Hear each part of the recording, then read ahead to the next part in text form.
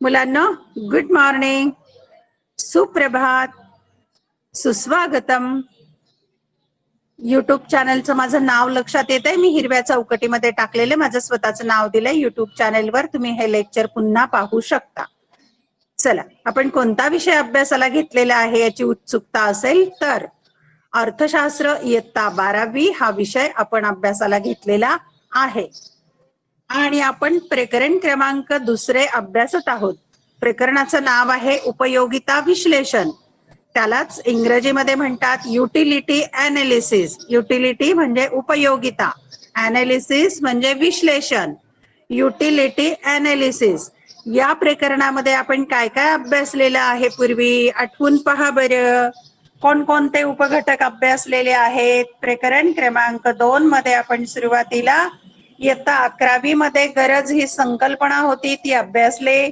नंतर उपयोगितेची व्याख्या, उपयोगितेची वैशिष्ट्ये, उपयोगितेचे प्रकार हे अभ्यासलेलं आहे. ते व्हिडिओ लेक्चर चॅनलवर जाऊन पाहू शकता. त्यानंतर उपयोगितेच्या 2 संकल्पना अभ्यासलेल्या आहेत, एकूण उपयोगिता आणि सीमांत उपयोगिता. आणि त्या दोन्हींच्या मध्ये काय संबंध असतो हे पण आपण आकृती आणि तक्ता यासह विचारात घेतलेलं आहे.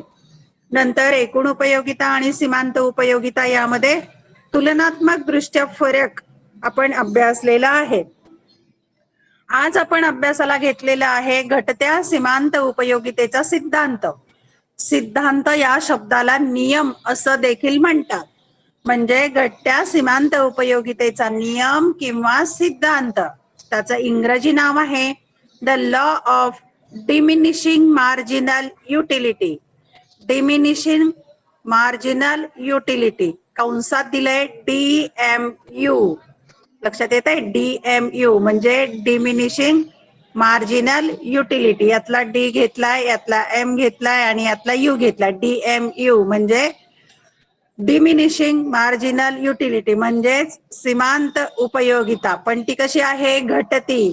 घटती याचा अर्थ कमी कमी होत जाणारी. म्हणून घटत्या सीमांत उपयोगितेचा नियम असं याला म्हणतात. काय आहे ते आपण पाहूया. आता एक लक्षात घ्या, आपल्याला हा नियम अभ्यासायचा आहे तर यात कोणकोणते मुद्दे येतील? तर सगळ्यात पहिल्यांदा प्रस्तावना येईल. प्रास्ताविक करायचा आहे नियमाच्या संदर्भात. नंतर नियम किंवा सिद्धांत लिहायचा आहे. जो मूळ सिद्धांत मार्शलने सांगितलाय तो लिहायचा आहे. त्यानंतरचा मुद्दा आहे गृहीतके किंवा गृहीते. ज्या गृहीतकांवर हा सिद्धांत आधारित आहे ती गृहीतके. नंतर त्यावरचा तक्ता. नंतर त्या तक्त्यावरून आकृती काढायची आहे. आणि नंतरचा मुद्दा आहे अपवाद. अपवाद याचा अर्थ घटत्या सीमांत उपयोगितेचा जो नियम आहे त्याला अपवाद कोणकोणते आहेत ते अभ्यासणार. नंतर टीका. या नियमावर वेगवेगळ्या प्रकारची टीका केली जाते. टीका म्हणजे उणिवा आहेत असं म्हटलं जातं, ते आपण अभ्यासणार. आणि शेवट या सिद्धांताचं महत्व काय आहे, उपयोग काय आहे ते आपण इथे अभ्यासणार आहोत. परीक्षेच्या दृष्टीने विचार करता सगळ्यात महत्वाचं काय काय आहे यातलं? तर प्रस्तावना, सिद्धांत, गृहीतके, तक्ता, आकृती आणि अपवाद. हे 100% परीक्षेला येणार. व्हेरी IMP आहे हे. लक्षात येते? टीका आणि महत्व हे कमी महत्वाचे टॉपिक आहेत. पण हा जो नियम आहे घटत्या सीमांत उपयोगितेचा नियम, त्यामध्ये सगळ्यात महत्वाचं प्रस्तावना, सिद्धांत, गृहीतके, तक्ता, आकृती आणि अपवाद हे परीक्षेला येणार येणार येणार. चला, तर आपण आता सिद्धांत अभ्यासणार आहोत. आता आपण पाहूया या सिद्धांताची प्रस्तावना. की नियम आहे पण तो कोणी मांडलाय, केव्हा मांडलाय याबाबत माहिती घेऊ. प्रस्तावना. घटत्या सीमांत उपयोगितेचा सिद्धांत सर्वप्रथम प्राध्यापक गॉसेन यांनी मांडला. हे नाव कधीच विसरायचं नाही. सर्वप्रथम कोणी मांडलाय? प्राध्यापक गॉसेन. नाव लक्षात राहील सगळ्यांच्या. प्राध्यापक गॉसेन यांनी मांडलाय. परंतु प्राध्यापक अल्फ्रेड मार्शल यांनी 1890 साली प्रकाशित केलेल्या अर्थशास्त्राची मूलतत्वे या ग्रंथात विस्तृत स्वरूपात स्पष्ट केला. आता पहा, 2 अर्थशास्त्रज्ञांची नावं आहेत इथे. प्राध्यापक अल्फ्रेड मार्शलचं नाव आहे. यांनी या सिद्धांतामध्ये दुरुस्ती केली, सुधारणा केली आणि सुधारित स्वरूपात हा सिद्धांत मांडला. जो सिद्धांत प्राध्यापक गॉसेनने मांडलेला होता अगोदरच, त्यामध्ये मार्शल यांनी सुधारणा करून आपल्या ग्रंथामध्ये लिहिला. ग्रंथाचं नाव काय आहे त्यांच्या? अर्थशास्त्राची मूलतत्वे. आणि हा ग्रंथ केव्हा लिहिला किंवा प्रकाशित केला? 1890 मध्ये. हे आता ही जी प्रस्तावना आहे, ही प्रस्तावना संपूर्णपणे जशीच्या तशी सिद्धांतामध्ये लिहायची. उद्या यावर मी काही प्रश्न विचारणार आहेच. लक्षात ठेवा, गट्ट्या सीमांत उपयोगितेचा सिद्धांत सर्वप्रथम कोणी मांडला? प्राध्यापक गॉसेन. त्यानंतर त्यात सुधारणा कोणी केली? प्राध्यापक अल्फ्रेड मार्शल. किती साली केली? 1890. मार्शलच्या ग्रंथाचं नाव अर्थशास्त्राची मूलतत्वे. एवढं लक्षात ठेवायचं आहे. प्रस्तावनेनंतर आपण पाहूया सिद्धांत. मूळ सिद्धांताचं विधान किंवा नियम पाहू. हा पाठ करायचा आहे. प्राध्यापक अल्फ्रेड मार्शल यांच्या मते. आणि पहा पुढे अवतरण चिन्हामध्ये लिहिले, स्वल्पविराम करून अवतरण चिन्ह केलेलं आहे. इतर परिस्थिती स्थिर असताना व्यक्तीजवळ आधीपासून असलेल्या एखाद्या वस्तूच्या साठ्यात वाढ होत गेल्यास त्यापासून मिळणारे अतिरिक्त समाधान कमी होत जाते. आता हे आपण वाचलंय, पण तुम्हाला समजलेलं नाही. पण मी उदाहरणावरून तुम्हाला समजून देते. पहा मुलांनो, उदाहरणार्थ तुमच्याकडे एखादी वस्तू कमी आहे. उदाहरण घेऊ तुम्हाला वह्यांचं, की तुमच्याकडे 2-4च वह्या आहेत, तुम्हाला कमी पडत आहेत. तर त्या वह्या तुम्ही किती जपून वापराल. पण जर पालकांनी तुम्हाला तुमच्या आवश्यकतेपेक्षा अधिक वह्या आणून दिल्या तर कदाचित त्याची पानं फाडून निरुपयोगी कारणासाठी वापरली जाण्याची शक्यता सुद्धा निर्माण होते. म्हणजेच काय, तर तुमच्या जवळ वस्तूंचा साठा वाढत गेलेला आहे. जसा वस्तूंचा साठा वाढला, तुम्हाला त्याची व्हॅल्यू कमी झाली, त्याचं महत्व कमी झालं. उदाहरण पाहू आपण आणखी एक, की तुम्ही जेवायला बसलेला आहात, आवडीची भाजी आहे, गोड पदार्थ आहे, गुलाबजाम खात आहात. 1 गुलाबजाम खाल्ला, 2 खाल्ला, 3 खाल्ला, छान वाटेल. पण 4, 5, 7 गुलाबजाम खाल्ल्यानंतर तुम्हाला पोट भरेल किंवा कमी कमी होत जाईल अधिक खाण्याची. तरीही आग्रह करून कोणीतरी अधिक खाऊ घातले तर कदाचित पोटात गेलेले गुलाबजाम बाहेर येण्याचा प्रयत्न करू शकतील. म्हणजे समाधान, आनंद कमी होऊन जाईल तुमचा. हेच अल्फ्रेड मार्शल यांनी नियमामध्ये लिहिलंय. नियमामध्ये तो नियम पाठ करताना याच स्वरूपात करायचा आहे, जसा आहे तसा. प्राध्यापक अल्फ्रेड मार्शल यांच्या मते अवतरण चिन्हामध्ये लिहायचं, इतर परिस्थिती स्थिर असताना. आता हे जे वाक्य आहे, इतर परिस्थिती स्थिर असताना, हे गृहीतक आहे. आपण जेव्हा सूक्ष्म अर्थशास्त्राची वैशिष्ट्ये अभ्यासली त्यात उल्लेख केलेला आहे की इतर परिस्थिती स्थिर असताना असं गृहीतक सूक्ष्म अर्थशास्त्रात मानलं जातं. मग इतर परिस्थिती स्थिर असताना म्हणजे कोणती परिस्थिती स्थिर असली पाहिजे ते पुढील मुद्द्यामध्ये आपण अभ्यासणारच आहोत. काय घडतं इतर परिस्थिती स्थिर असताना? व्यक्ती जवळ आधीपासून असलेल्या, मी जिथपर्यंत वाचते तिथपर्यंत वाचताना स्वल्पविराम समजायचा आणि पाठ करायचा. व्यक्ती जवळ असलेल्या एखाद्या वस्तूच्या साठ्यात वाढ होत गेल्यास त्यापासून मिळणारे अतिरिक्त समाधान कमी होत जाते. अतिरिक्त म्हणजे जादा समाधान. म्हणजेच एखाद्या जवळ वस्तूचा साठा वाढत गेला की त्याच्यापासून मिळणारं समाधान कमी होतं. मुलांनो, हा नियम तुम्ही पाठ करायचा आहे. प्राध्यापक अल्फ्रेड मार्शल यांच्या मते इतर परिस्थिती स्थिर असताना व्यक्ती जवळ आधीपासून असलेल्या एखाद्या वस्तूच्या साठ्यात वाढ होत गेल्यास त्यापासून मिळणारे अतिरिक्त समाधान कमी होत जाते. आलं लक्षात? हा पाठ करायचा आहे. आता आपण पाहूया, आता हाच नियम जो आहे तो साध्या आणि सोप्या शब्दामध्ये पुन्हा मांडलेला आहे. दुसऱ्या शब्दामध्ये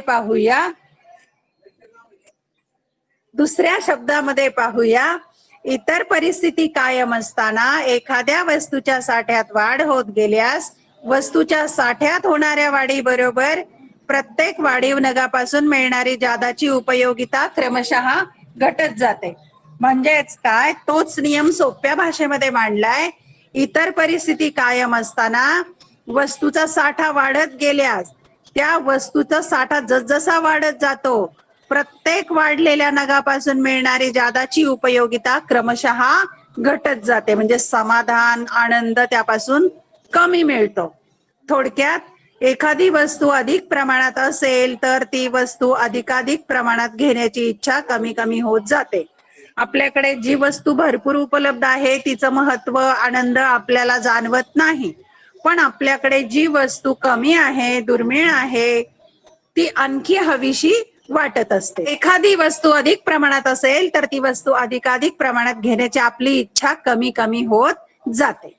हाच नियम आता आपण स्पष्ट करणार आहोत गृहीतकांच्या सहाय्याने. आपण जेव्हा उल्लेख केला इतर परिस्थिती कायम आहे म्हणजे काय, तर ही गृहीतके आहेत. ती इतर परिस्थिती आहे की जी कायम मानली तरच तो सिद्धांत अनुभवास येईल.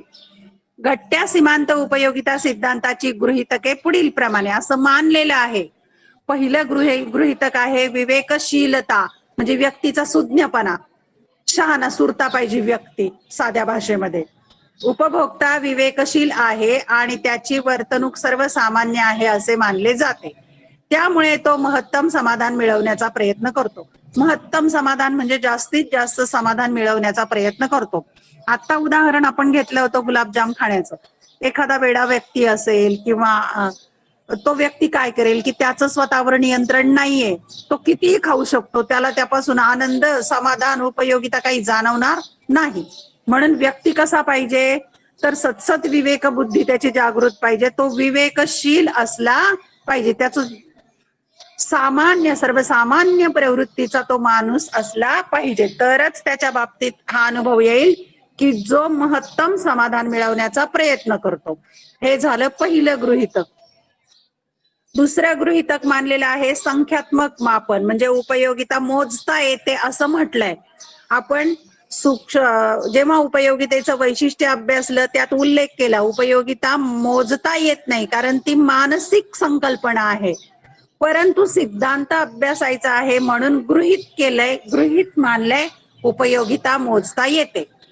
सिद्धांतात उपयोगितेचे संख्यात्मक मापन करता येते असे गृहीत धरलंय. संख्यात्मक मापन म्हणजे 1 गुलाबजाम खाल्ला तर 4 उपयोगिता मिळाली, 2 गुलाबजाम खाल्ले तर 2 उपयोगिता मिळाली, असं गृहीत धरलंय, कल्पना केलीये. त्यामुळे गणिती प्रक्रिया सहज शक्य होतात. त्यामुळे वस्तूच्या प्रत्येक नगापासून मिळणारी उपयोगिता जाणून घेता येते व त्यांची तुलना करता येते. त्यामुळे कोणत्या नगापासून किती उपयोगिता मिळाली हे जाणून घेता येतं आणि त्याची तुलना करता येते की पहिल्यापासून किती मिळाली, 5व्यापासून किती मिळाली, 4थ्यापासून किती मिळाली. अशा प्रकारे जाणून घेता येतं, तुलना करता येते. म्हणजे उपयोगिता जी मोजता येत नाही, कारण मानसिक संकल्पना आहे, हे उपयोगितेचं वैशिष्ट्य आहे, परंतु तिचं संख्यात्मक मापन करता येतं हे गृहीत मानलेलं आहे. हे जर गृहीत मानलं तरच सिद्धांत अनुभवास येतो. तिसरं गृहीतक आहे एकजिनसीपणा. एकजिनसीपणा म्हणजे सारखेपणा, समानता अशा अर्थाने. कशा अर्थाने, तर उपभोगातील वस्तूचे सर्व नग, आकार, स्वरूप, रंग, चव इत्यादी बाबत समान आहेत. म्हणजे उदाहरण घ्या की गुलाबजाम खायचे आहेत, 20 गुलाबजाम खायला घेतले तर सगळे गुलाबजाम रंगाने सारखे, आकाराने सारखे, स्वरूपा त्याची चव सुद्धा सारखी, लहान मोठे सुद्धा नाहीत, म्हणजे सगळ्या बाबतीत समान आहेत. उपभोग घ्यायचा आहे किंवा जी वस्तू वापरायची आहे त्या वस्तूचे सर्व नग, आकार, स्वरूप, रंग, रूप, चव, गुणवत्ता, वेष्टर अशा सगळ्या बाबतीमध्ये समान आकाराचे असले पाहिजे, तरच हा नियम अनुभव असेल. नाहीतर काय होईल, एक गुलाबजाम लहान एक मोठा असेल तर वेगवेगळी उपयोगिता मिळेल. म्हणून उपयोगितेचा नियम अनुभवण्यासाठी हे एकजिनसीपणा गृहीतक मानलेलं आहे. चौथं गृहीतक उपभोग सातत्य. सातत्य म्हणजे सलगपणे. 7 गुलाबजाम खायचे तर एक खाऊन झाला की दुसरा, दुसरा झाला की तिसरा, तिसरा झाला की चौथा. जर तुम्ही सकाळी 2 गुलाबजाम खाल्ले, दुपारी 2 खाल्ले, संध्याकाळी 2 खाल्ले, दुसऱ्या दिवशी 2 खाल्ले तर नियम अनुभवायला येणार नाही. म्हणून उपभोग सातत्य हे गृहीतक आहे.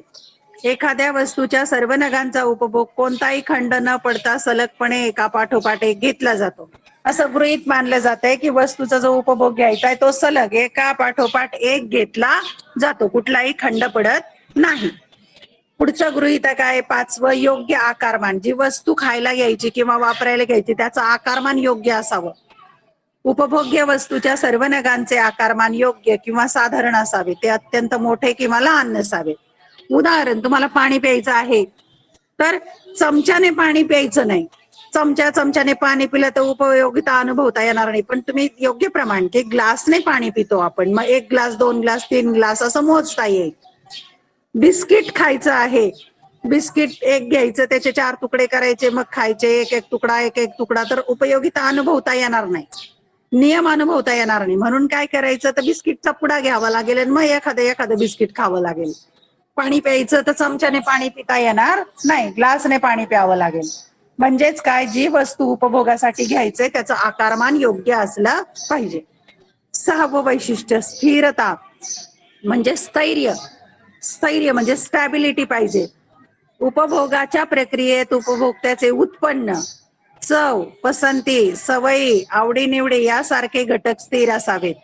म्हणजे उपभोग घ्यायचा आहे त्या वस्तूंच्या बाबतीत, मग त्यावेळेला तो संबंधित व्यक्ती, त्याचं उत्पन्न, त्याची चव, पसंती, आवड निवड, सवयी हे घटक कायम आहे, त्यात बदल होता कामा नये. उदाहरणार्थ, चव आहे घेऊ, आंबा खायला घेतलाय, तुम्हाला आंबे खायचे, ते एकापाठोपाठी एक. पहिला आंबा आंबट होता आणि दुसरा आंबा जर गोड निघाला तर काय होणार आहे, चवीमध्ये फरक पडलाय, म्हणून उपयोगिता कदाचित दुसऱ्या आंब्याला वाढेल पहिल्यापेक्षा. आणि असं होता कामा नये, म्हणून उपयोगिता आणि घटती सीमांत उपयोगिता अनुभवायची असेल तर स्थैर्य पाहिजे, सगळे एक नग सारखे पाहिजेत, सवयी आवडी निवडी चव पसंती सुद्धा स्थिर पाहिजे. त्याचप्रमाणे पैशाची सीमांत उपयोगिता सुद्धा स्थिर असल्याचे गृहीत धरले जाते. पैशाची सीमांत उपयोगिता याचा अर्थ, श्रीमंत व्यक्तीला पैशाचं महत्व कमी असतं, गरीब व्यक्तीला जास्त असतं. उदाहरण पाहू आपण, श्रीमंत व्यक्तीचं पैशाचं पाकिट हरवलंय आणि तो ते शोधत न बसता कदाचित निघून जाईल. गरीब व्यक्तीचा 5 रुपयाचा ठोकळा हरवला तरी तो त्या वाळूमध्ये मातीमध्ये शोधत बसेल. पैशाची सीमांत उपयोगिता प्रत्येकाला वेगवेगळी असते, तर इथे ती स्थिर मानलेली आहे. पैशाची सीमांत उपयोगिता कमी जास्त होत नाही असं गृहीत धरलेलं आहे. हे झालं 6वं गृहीतक. 7वं गृहीतक आहे विभाज्यता. विभाज्यता म्हणजे भाग करता येणं, तुकडे करता येणं. सिद्धांत असे गृहीत धरतो की उपभोगात आणलेली वस्तू विभाज्य असावी, म्हणजे तिचे तुकडे तुकडे करता येतात. आता उदाहरणार्थ, मोबाईल फोन आहे, एका पाठोपाठी एक मोबाईल तर आपण वापरत नाही, मग जो मोबाईल आहे तो तुकडे करूनही वापरता येत नाही. म्हणजे जी वस्तू उपभोगासाठी घ्यायची आहे, उदाहरणार्थ पाणी, बिस्किट, फळं, अशा वस्तू आपण विभाज्य तुकडे करून वापरू शकतो. त्यामुळे वस्तूचे लहान भागात विभाजन करता येईल, म्हणून थोड्या थोड्या भागाचा आपल्याला त्याचा उपभोग घेता येईल. विभाज्यता हे गृहीतक महत्वाचं आहे की जी वस्तू उपभोगाला घेतली तिचे भाग करता यायला पाहिजेत, विभाज्य असावी. 8वं आणि शेवटचं गृहीतक आहे एकच गरज. एकच गरज पूर्णपणे भागविण्यासाठी वस्तूचा वापर होतो असे सिद्धांत गृहीत धरतो. या सिद्धांतात महत्वाचं गृहीतक की एकच गरज पूर्णपणे भागवता येते असं गृहीत धरले जाते. एकापेक्षा जास्त गरज एका वेळी पूर्ण होत नाही. उदाहरणार्थ, आपण वीज किंवा प्रकाश, लाईटचं उदाहरण घेऊ. लाईट अनेक कारणासाठी उपयोगी आहे, पण इतर कारण विचारात न घेता प्रकाशासाठीच विचारात घ्यायचं. म्हणजेच काय की एकच गरज पूर्णपणे भागविण्यासाठी वस्तूचा वापर केला जातो असं गृहीतक मांडलेलं आहे. अशा प्रकारे या 8 गृहीतकांनाच म्हणतात इतर परिस्थिती कायम आहे. ही परिस्थिती कायम असेल तरच नियम अनुभवास येईल. कोणता? की एखाद्या वस्तूच्या साठ्यात वाढ होत गेल्यास मिळणारे समाधान कमी कमी होत जाते. आता आपण पाहूया, या तक्त्याच्या आधारे हा नियम सिद्ध करायचा आहे. वरील तक्त्यावरून असे स्पष्ट होते की एखाद्या वस्तूच्या नगांचा उपभोग जसजसा वाढत जातो तसतशी त्यापासून मिळणारी सीमांत उपयोगिता क्रमशः घटत जाते, शून्य ऋण होत जाते. आता हे विधान आहे ते आपण या तक्त्याच्या सहाय्याने पाहूया. तक्ता क्रमांक 2.2 आहे, दुसऱ्या प्रकरणातील दुसरा तक्ता. आधारे घटत्या सीमांत उपयोगितेचा सिद्धांत स्पष्ट होतो. तक्ता 2.2. तक्त्यामध्ये दोनच रकाने आहेत. एक्स ची संख्या, एक्स म्हणजे कुठलीही वस्तू घ्या, इथे पेरू आंबा घ्या, नाही तर गुलाबजाम घ्या, नाही तर कुठली वस्तू घ्या. एक्स ची नग संख्या आणि त्यापासून मिळणारी सीमांत उपयोगिता म्हणजे मार्जिनल युटिलिटी, MU. आता इथे आपण काल्पनिक उदाहरण घेऊ की 7 पेरू आहेत. 1 2 3 4 5 6 7. 7 पेरू आपल्याला क्रमाने खायचे. ते सारख्या रंगाचे, रूपाचे, आकाराचे, चवीचे आहेत, म्हणजे समान आहेत. आणि आपण सलग खाणार आहे की 2 पेरू सकाळी, 2 दुपारी, 2 संध्याकाळी असं खायचे नाही. एकदा बसलं की 7 पेरू खायचे आपल्याला. पहिला पेरू खाल्ला तर 10 सीमांत उपयोगिता मिळाली. हे काल्पनिक उदाहरण आहे, लक्षात घ्या. ही उपयोगिता मोजता येत नाही, पण सिद्धांतामध्ये मोजली आहे. दुसरा पेरू खाल्ला तर पहा, पहिल्या पेरूला जेवढा आनंद मिळेल, समाधान मिळेल, उपयोगिता मिळेल, तेवढा दुसरीकडे मिळणार नाही. म्हणजेच काय, तर 8 इतकी उपयोगिता मिळेल. पहिल्या पेरू पासून 10, दुसऱ्या पेरू पासून 8. क्रमांक 2.2 मध्ये दाखवलेला आहे एक्स ची नग संख्या आणि सीमांत उपयोगिता. आपण 1 ते 7 पेरू क्रमाने खाणार आहोत. 1 2 3 4 5 6 7. आणि त्यापासून मिळणारी सीमांत उपयोगिता पुढच्या रकान्यात आहे. हे पेरू सगळे रंगरूपाने, आकाराने, चवीने सारखे आहेत आणि एक सलग खाणार आहोत, सकाळ दुपार संध्याकाळ नव्हे. पहिला पेरू खाल्ला, 10 इतकी सीमांत उपयोगिता मिळाली. आता हे काल्पनिक उदाहरण आहे, उपयोगिता मोजता येत नाही, मानसिक संकल्पना आहे ती, पण आपल्याला सिद्धांत अनुभवायचा आहे म्हणून असं मानलेलं आहे की उपयोगिता संख्यात्मक दृष्टीने मोजता येते. दुसरा पेरू खाल्ला, 8 उपयोगिता मिळाली. आता कमी कमी होत जाईल की नाही. तिसरा पेरू खाल्ला, 6 उपयोगिता मिळाली. कारण पहिल्या पेरूला खाण्यात जेवढा आनंद वाटत होता तेवढा पुढे वाटत नाही, कमी कमी होत जातो, कारण आपल्या जवळ साठा वाढत चालला पोटात पेरूचा. चौथा पेरू खाल्ला, 4 इतकी उपयोगिता, सीमांत उपयोगिता मिळाली. पाचवा पेरू खाल्ला, 2 इतकी सीमांत उपयोगिता मिळाली. आता पहा, तुमचं पोटही भरत चाललंय, नकोसे वाटायला लागलेत पेरू. 6वा पेरू बळच खाल्ला तर त्याच्यापासून समाधान नाहीच वाटलं अजिबात, म्हणजे उपयोगिता 0 मिळाली. 7वा पेरू बळजबरी खाल्ला तर कदाचित उलटी पण झाली असेल, म्हणजे -2 इतकी सीमांत उपयोगिता मिळाली. यावरून काय लक्षात येत आहे, तर तुमच्या जवळ पेरूचा साठा वाढत गेला, 1 2 3 4 5 6 7. तशी तशी सीमांत उपयोगिता कमी कमी कमी होत गेली आणि एके ठिकाणी 0 पण झाली आणि 0नंतर ऋण पण झाली. ऋण कळतंय ना, मायनस झाली. लक्षात येत आहे. म्हणजे वस्तूच्या नगांचा उपभोग जसा वाढत गेला तसतशी त्यापासून मिळणारी सीमांत उपयोगिता घटत गेलेली आहे, कमी कमी कमी कमी होत गेलेली आहे. एके ठिकाणी 0 झाली आणि एके ठिकाणी ऋणही झालेली आहे. आता याच तक्त्यावरून आपल्याला आकृती काढायची आहे. त्याप्रमाणे तक्त्यामध्ये संख्या दिलेल्या आहेत, त्यावरून रेषा काढली आहे किंवा वक्र काढलेला आहे. आता इथे O आणि X क्ष अक्ष आहे, हा लक्षात आलं, हा क्ष अक्ष आहे. याच्यावर वस्तूचे नग घेतलेत, म्हणजे पेरू खाल्ले की नाही आपण, 1 2 3 4 5 6 7, ते बिंदू नोंद करून घेतलेत. आणि इकडे सीमांत उपयोगिता घेतलेली आहे, अ आणि य अक्षावर सीमांत उपयोगिता घेतलेली आहे. मग दिलेले बिंदू जोडायचे, कसे जोडायचे आहेत ते पाहूया आपण. की पहिला पेरू खाल्ला तेव्हा 10 इतकी उपयोगिता मिळाली, हा इथं टिंब केला. दुसऱ्या पेरूला 8 मिळाली, तिसऱ्या पेरूला 6 मिळाली, चौथ्या पेरूला 4 मिळाली, 5व्या पेरूला 2 मिळाली, 6व्या पेरूला 0 म्हणजे क्ष अक्षावरच बिंदू आलाय, आणि 7व्या पेरूला -2 मिळालेली आहे. मग ते बिंदू सगळे आपण जोडले, असा वक्र काढला, असा डावीकडून उजवीकडे खाली घसरत जाणारा वक्र काढला. आणि इथे जे काळं काळं दाखवलेलं आहे चौकोन, ती ऋण उपयोगिता आहे. इथे जी उपयोगिता आहे धन, इथे 6व्या बिंदूवर 0 आणि 6च्या खाली जो वक्र आहे ती आहे ऋण, इथं -2 आहेत पहा. अशा प्रकारे आपण सीमांत उपयोगितेचा वक्र काढलेला आहे. तक्त्यावरून वक्र काढायचा आहे आणि यासाठी आलेख पेपर आवश्यक नाही, तर तुम्ही तुमचं वहीचं जे पान आहे, उत्तर पत्रिकेचे जे पान असेल त्याच्यावरच काढायचं आहे. भूगोलामध्ये जसं तुम्हाला आलेख दिला जातो तसा इथे आलेख पेपर असणार नाही. काही मुलींनी ट्युटोरियल मध्ये आलेख पेपर लिहिले, तर आलेख पेपरची गरज नाही. अशा प्रकारे वक्र काढायचा आहे. अशा प्रकारे संख्या रेषा काढायची आणि असा वक्र काढायचा आहे दिलेल्या बिंदूप्रमाणे. अतिशय महत्वाचा आहे, याचा सराव तुम्हाला करावा लागेल. आता पाहूया आपण आकृतीचे स्पष्टीकरण. वरील आकृतीच्या अक्षावर वस्तूचे नग दर्शवले आहेत. या अक्षावर सीमांत उपयोगिता दर्शवली आहे.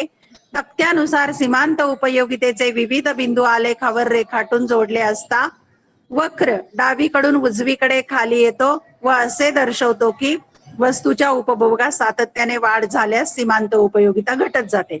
आणि तो वक्र डावीकडून उजवीकडे खाली घसरत येतो आणि असं दाखवतो की वस्तूचा उपभोग वाढत गेला की सीमांत उपयोगिता घटत जाते. म्हणजेच जेव्हा सीमांत उपयोगितेचा वक्र क्ष अक्षाला स्पर्श करतो तेव्हा सीमांत उपयोगिता 0 होते. 6व्या नगाला 0 उपयोगिता झाली होती. हा बिंदू कमाल समाधानाची पातळी दर्शवतो. इथं समाधान पूर्ण झालेलं आहे आणि याला सर्वाधिक समाधानाचा सर्वोत्तम बिंदू किंवा तृप्ती बिंदू असे म्हणतात. 6व्या नगाला 0 झाली होती, क्ष अक्षाला स्पर्श करतो तिथे सीमांत उपयोगिता, म्हणजेच तो तृप्ती बिंदू आहे. त्यानंतर आपल्याला खाण्याची इच्छा होणार नाही, पोट भरलं. या बिंदूनंतर वस्तूचा उपभोग घेतल्यास असमाधान नकारात्मक मिळते, म्हणजे ऋण उपयोगिता मिळते आणि सीमांत उपयोगिता ऋण दर्शवली जाते, जी आकृतीत छायांकित दाखवली आहे. छायांकित म्हणजे काळ्या रंगामध्ये दाखवली. किती आहे? ऋण उपयोगिता आहे. ही झाली संख्या रेषा. इथे झाला य अक्ष. तुम्ही इंग्रजी मराठी नाव कुठलेही दिले तरी चालेल. हा झाला अ. आता तुम्ही लक्षात घ्या, इथे आकृती मी बोटाने काढत आहे, वाकडी आली तरी तुम्ही सरळ काढून घ्या वहीच्या पानावर. इथे आहे क्ष अक्ष, एक लक्षात आलं. नंतर इथे घ्यायचे आहेत नग. नग कशावर घ्यायचे? 1 2 3 4 अक्ष अक्षावर. 1 2 3 4 5 6 आणि 7 नग घ्यायचे. आणि इथे य अक्षावर घ्यायची आहे उपयोगिता, सीमांत उपयोगिता घ्यायची आहे. त्याचं प्रमाण दाखवलेलं जे आहे 2 2 4 6 8 10 असं नोंद करायची इथे. आणि बिंदू जोडायचे आहेत, दिलेले बिंदू. हे पहिल्या नगाला 10 मिळाले, दुसऱ्या नगाला 8 मिळाले, तिसऱ्या नगाला 6 मिळाले, चौथ्या नगाला 4 मिळाले, 5व्या नगाला 2 मिळाले, 6व्या नगाला 0 मिळाले आणि 7व्या नगाला मायनस, याच्या खाली मायनस आहे, मिळाले. आणि मग हा बिंदू असा जोडायचा आहे. हा झाला सीमांत उपयोगितेचा वक्र. डावीकडून उजवीकडे खाली घसरत जाणारा हा सीमांत उपयोगितेचा वक्र. अशा प्रकारे आकृती काढायची आहे. ही आकृती कशी काढायची त्याचा पण तुम्ही सराव करायचा